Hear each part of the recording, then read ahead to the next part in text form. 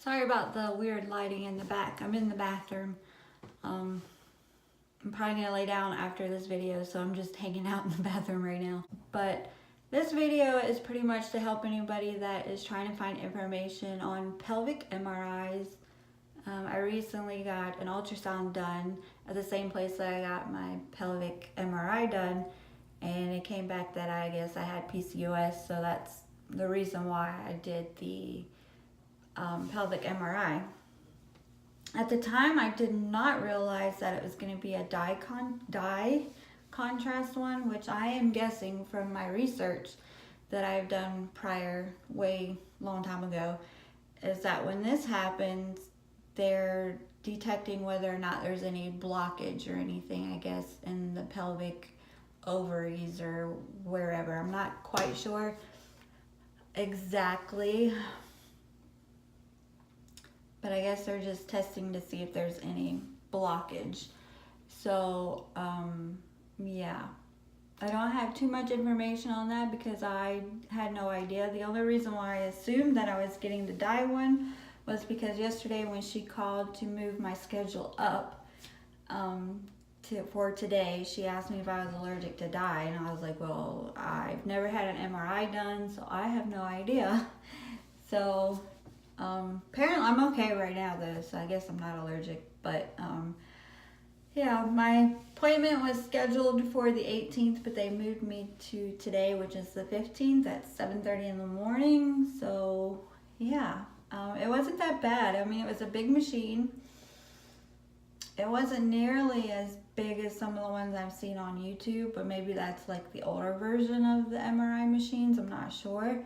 It was just like this big machine, circle, and I went in feet first, and the thing that the little table thing that I laid on is what moved me in, and I just had to stay really still. They gave me like this little button ball thingy to press if I needed to come out. They would let me come out, so that was reassuring that if I needed to get out, I could get out.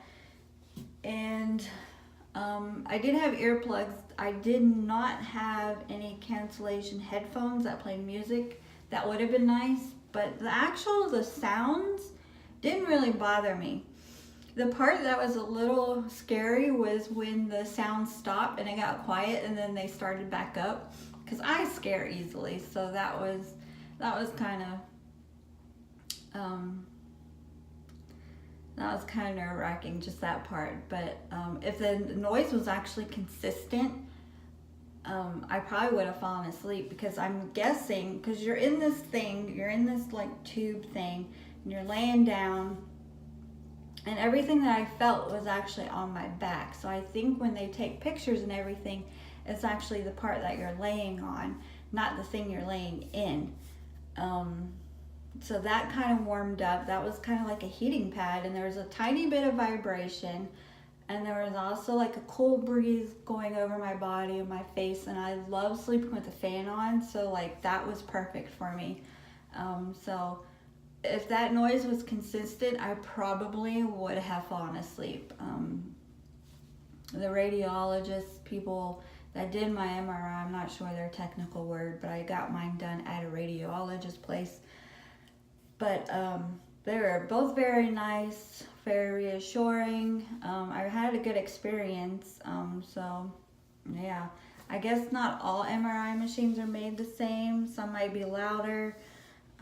Like my dad, when he got his MRI done back in like September maybe, he needed to get his pelvic region done or whatever.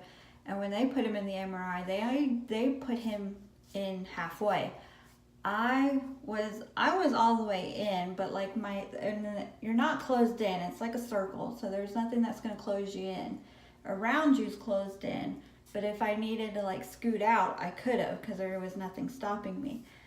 But I was actually all the way in. I mean, my head was like right there at the opening, but so I guess different places do have different procedures of doing it, but it actually was not that bad. Like, I am claustrophobic.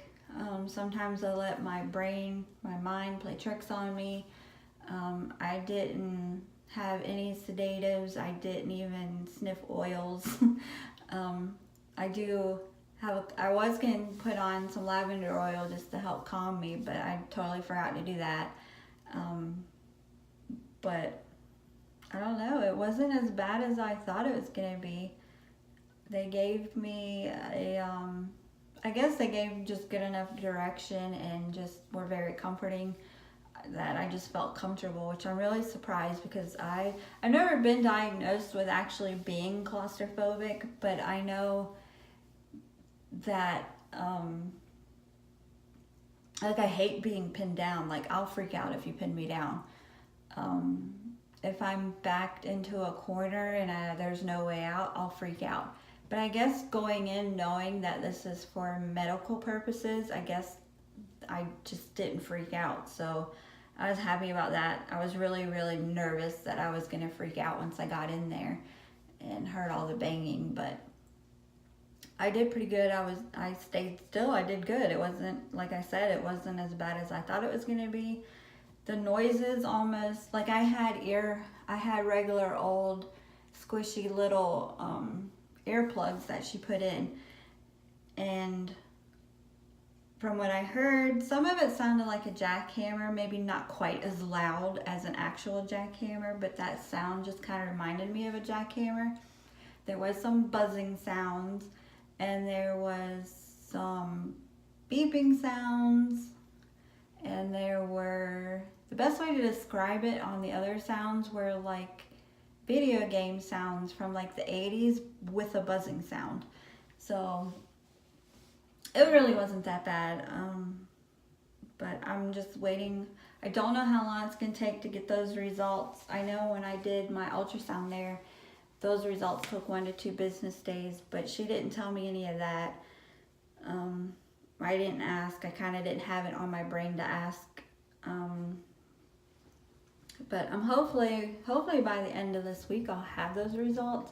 Unless my doctor's going to wait until my next blood drawn day, which is the 29th. I don't know if she's going to just wait until she gets all that information, all those results from both the blood tests and that.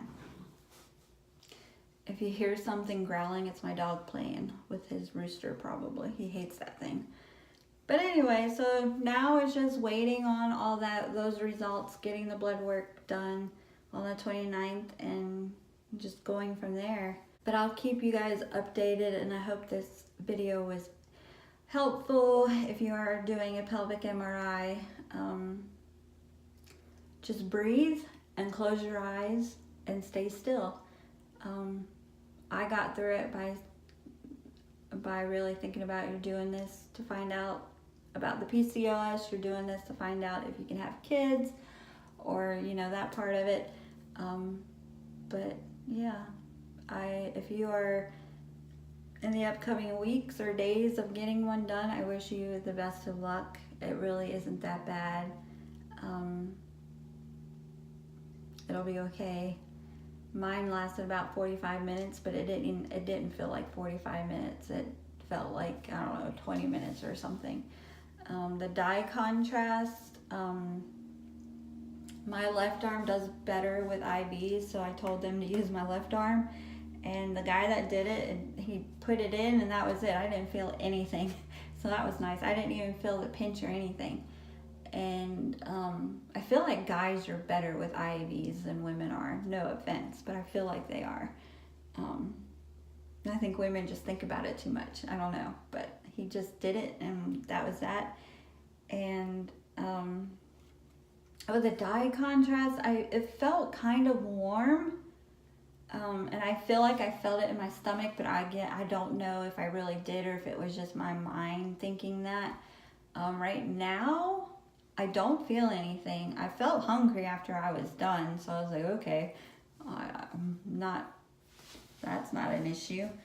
But at times I feel like a slight, tiny little cramp, but then it goes away. All in all, it wasn't bad. I just got off track, but I hope you guys enjoyed this video. I hope it helped you. I hope it has eased some of your anxiety if you're about to get one of these. Again, I wish you luck, and I hope all goes well, and I look forward to keeping you guys updated on my PCOS and fertility journey, and I hope you will subscribe. I can never say that word. I hope you guys will subscribe to stay tuned. And yeah, I look forward to talking to you guys in my next video. Bye.